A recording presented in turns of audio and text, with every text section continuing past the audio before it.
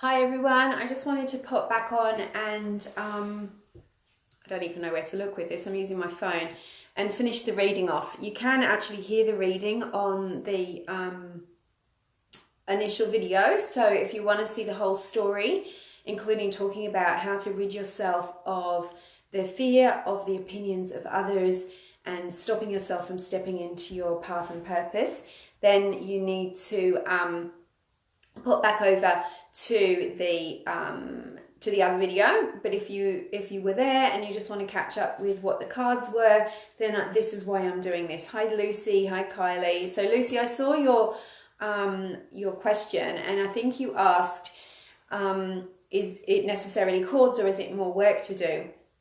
Sometimes there are chords there, all right? There's something very significant. So I've worked with people who have had past lives where they were punished or persecuted, and it sounds like a cliche, but it's surprising how many people have got that, where they need some help clearing that past life. It might be a specific incident. Maybe you were laughed at as a child, or maybe you've had a significant trauma that is blocking you from moving forward. But then there comes a point, once you've done that, where you have to look at the doubt that's inside of you. So that's what happened to me, is that I'd had all of those past lives, and I have had past lives where I've been punished for doing the work that I do. And it's like an onion layer, you know, sometimes it pops up again. But then I had to just say, I've got to get on with this. I've got to just do it, because otherwise this fear, and that's what we do a lot now. Now that psychoanalysis is so big, do you know what I mean? Since, you know, people analyze themselves too much. And I think that's sometimes a little bit of a devil, because we get into this stage where it's like, oh, there's just one more thing that I have to clear before I can get on with my purpose. There's just one more fear that's come up before I can get on with my purpose. And it's actually self-sabotage. It's actually you trying to block yourself. It's you trying to stop yourself from doing, or your fear mind sneakily trying to stop yourself. So sometimes getting rid of the fear is just doing it. Just doing it, you know. Sometimes you've just got to do it, and you learn on the go. You know, you face your fears as you're going. You've got to, as Florence Scovel-Shinn says, you have to walk up to the lion in your pathway. So, you know, be honest with yourself. Do I feel like there's something here that's specifically holding me back? So the thing that I learned was, when I first started, it feels like 100 years ago, I was getting a few clients that were very critical and judgmental. So they were like my worst fears coming to sit in front of me. And they would sit there, and one lady, she had her arms folded, and she was like, you're too young. Like, I was 35 or 33. You're too young to be doing this. And what the hell would you know? And it just disturbed me so much. I actually gave that woman her money back and told her to leave because I didn't want to work with her. I went to see somebody, and this person just said to me, that was your fear coming to meet you. So my own lack of confidence, my own self-doubt had generated, manifested, created people that were coming to, you know, actually show me what I was thinking. And the minute I went, oh, okay, I'm willing to let that go. Like, I'm not going to be the kind of person that just sits there in fear while I've got people in front of me. That's ridiculous. Like, what am I doing? That's not going to be much fun. And the minute I did that, that kind of thing stopped. So it's awareness is usually, hi everyone, part of the problem. So imposter syndrome is another version of this, where we feel like we're not qualified. We feel like we've got to forever keep doing courses. And there's nothing wrong with updating your skills and updating your knowledge. But if you're chronically doing it, you're putting it off until this happens. You're putting it off until that happens. You're putting it off until the kids leave school. You know, you're putting it off until your hair looks better. Like, you will always come up for a reason why you shouldn't be doing it. That's the ego's job. You've got to get over that. You've got to get past it. And other people's opinions is another one of those things. And that's in the longer video that I did just half an hour ago. So these are the two cards that came up today. We were talking about soul purpose, soul path, being a light worker, knowing that you are here to make a difference. You're here to light up the world in a way that lights you up. Please don't do things that don't light you up, because you'll just get drained and burnt out.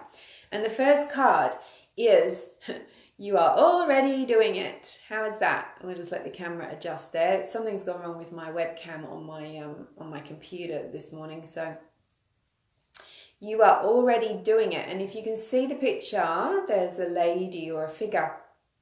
She's about to walk into a cave. And there's nothing stopping her really, but she's stopped. She's paused. And it's saying, just stop overthinking it. Keep following the inner GPS. Keep following your intuition. Keep asking for guidance and keep moving forward. One step in front of the other is how we get to our dreams. You know, my first meditation group consisted of 2 other people and I charged them $7 each, and one of those people paid me off in installments, would you believe? You know, but if I hadn't have done that one, I wouldn't have been holding workshops today for 15 and 30 and 40 people. It's you know, you've got to start somewhere. Or people on these things, they're really my workshops now. The second card is your soul family, and I love this one so much, and this is why, you know, sometimes we leave behind, we have to step out of what our family, our friends, the people that surround us want for us. Because what they want, they don't know what it's like to be you. They don't know what it's like to live inside of you. They don't know what your soul purpose is, or what the message is that you're getting, or your yearnings and your desires. They can only imagine. And so they don't know how important it is to you. So sometimes stepping away from our family is terrifying. But at the same time, we then start to attract our soul family. And this is a reminder that you're not doing it alone. Your soul family includes the spiritual beings that surround you, the guardians, the guides, and your angels, but also that you attract people to you who are like-minded. They are part of your soul family. And that is only done. You can't wait until those people turn up before you do it. It is only done by you stepping into your light, and something magical happens. So it's time for you to step out there, and then the people that do approve of you, that won't judge you, that do love what you do, will start to show up, you know, one after the other. And sure, amongst them there will be critics. There'll be people that are jealous because they're not doing it. There'll be people that are a bit narky because you trigger them. But that's none of your business. It is none of your business. You just have to keep walking in the light and do what you're doing, right? Do what you need to do. Follow your soul's path. So, as I said before, I am in the middle of setting up a soul tribe. My dream work, it's going to be, I'm going to have it mostly all online, but there's going to be in-person things available, like my Uluru retreat and Angels by the Sea and other things like that.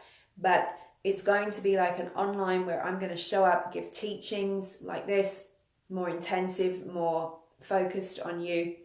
You're going to have opportunities to interact with me, to be coached and have healing and guidance from me.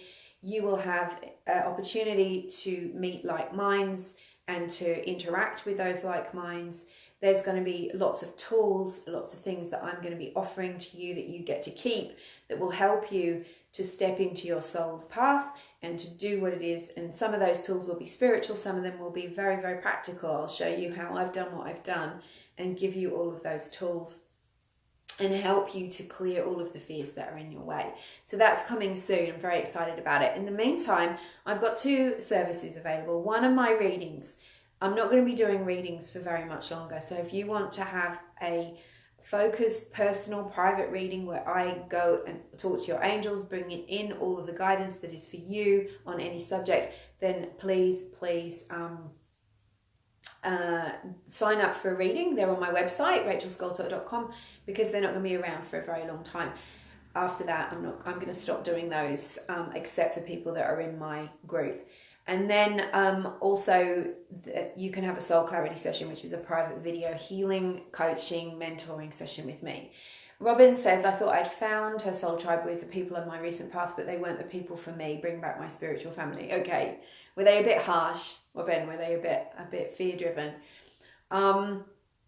We've got to trust how we feel. right? We've got to trust how we feel. And until we clear our own fear, it's very hard to trust what you feel. You've got to clear your own fear and start listening to your soul. So angel blessings, sorry about the muck up again. I've got a feeling there's something going on with my webcam, but it may be just Facebook. But sending you lots of love and angel blessings. This will be up on my website in both parts later on today. And blessings. Have a great week. Lots of love.